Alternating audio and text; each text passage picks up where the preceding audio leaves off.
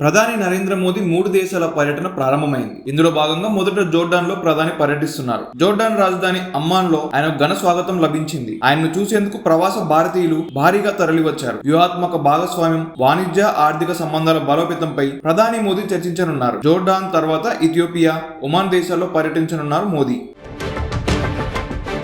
రంగారెడ్డి జిల్లా చేగూరులోని Kanha శాంతివనాన్ని AP CM Chandrababu సందర్శించారు. Shri Ramachandra machine అధ్యక్షుడు కమలేష్ డి పాటిల్ దాజీ ఆయనకు ఘన స్వాగతం పలికారు. అనంతరం ఇద్దరు సమావేశమై కన్హా శాంతివనంలో హార్ట్ఫుల్నెస్ సంస్థ చేపడుతున్న కార్యక్రమాలపై చర్చించారు. ప్రకృతి, పర్యావరణం, వ్యవసాయం, ధాన్యం, యోగా శిక్షణపై చంద్రబాబుకు దాజీ వివరించారు. ఏపీలో హార్ట్ఫుల్నెస్ కార్యాలయం ఏర్పాటుపై చర్చలు జరిపారు.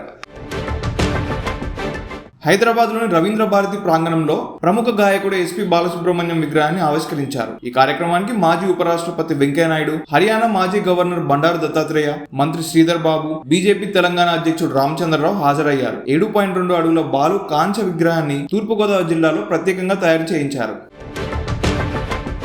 విద్యార్థులకు ఇచ్చిన మాట నిలబెట్టుకున్నారు డిప్యూటీ సీఎం పవన్ కళ్యాణ్. చిలకలూరుపేట శారద జిల్లా పరిషత్ ఉన్నత పాఠశాలకు సొంత నిధులతో 25 కంప్యూటర్లు, అవసరమైన ఇతర ఫర్నిచర్ను అందించారు. పవన్ తరపున పంచాయతీరాజ్ శాఖ commissioner Krishna Teja, collector Kritika Shukla, MLA Prathipati Pullarao వీటిని అందజేశారు. ఈ నెల 5న జరిగిన మెగా పేరెంట్స్ మీటింగ్ లో పాఠశాలకు కంప్యూటర్లు, గ్రంథాలయానికి పుస్తకాలు ఇస్తారని పవన్ మాటిచ్చారు. 10 రోజుల్లోనే మాట నిలబెట్టుకున్నారు పవన్ కళ్యాణ్.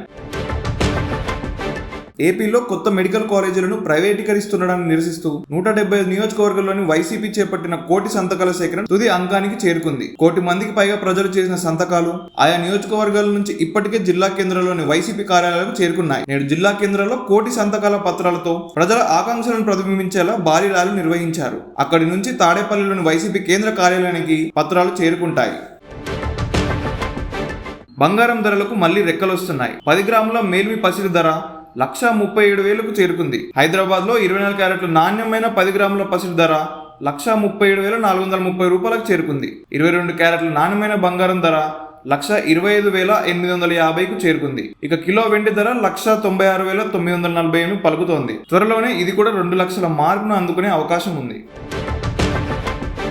బీజేపీ జాతీయ వర్కింగ్ ప్రెసిడెంట్ గా నియమితులైన నితిన్ నబీన్ ఇవాళ ఢిల్లీలోని పార్టీ ప్రధాన కార్యాలయంలో బాధ్యతలు చేపట్టారు. కేంద్ర హోంమంత్రి అమిత్ షా, బీజేపీ జాతీయ అధ్యక్షుడు జేపీ నడ్డా సమక్షంలో ఆయన బాధ్యతలను స్వీకరించారు. ఈ సందర్భంగా నితిన్ కు బీజేపీ నేతలు, కార్యకర్తలు అభినందనలు తెలిపారు.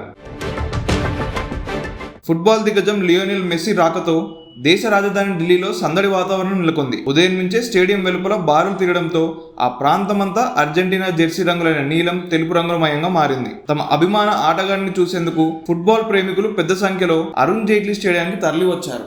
స్టేడియంలో మెస్సీని చూసి ఉర్రూతలూగారు. బాలీవుడ్ మూవీ దురంధర్ కలెక్షన్స్ పరంగా సరికొత్త రికార్డులను సృష్టిస్తోంది. డిసెంబర్ 5న ప్రపంచవ్యాప్తంగా విడుదలైన ఈ సినిమా ఇప్పటి వరకు 550 కోట్లకు పైగా వసూలు రాబట్టింది. 2025లో అత్యధిక కలెక్షన్లు రాబట్టిన భారతీయ చిత్రాలలో దురంధర్ ప్రస్తుతం 4వ స్థానంలో ఉంది. కాంతారా చాప్టర్ 1 మొదటి స్థానంలో, చావా 2వ స్థానంలో, సయ్యారా 3వ స్థానంలో ఉన్నాయి.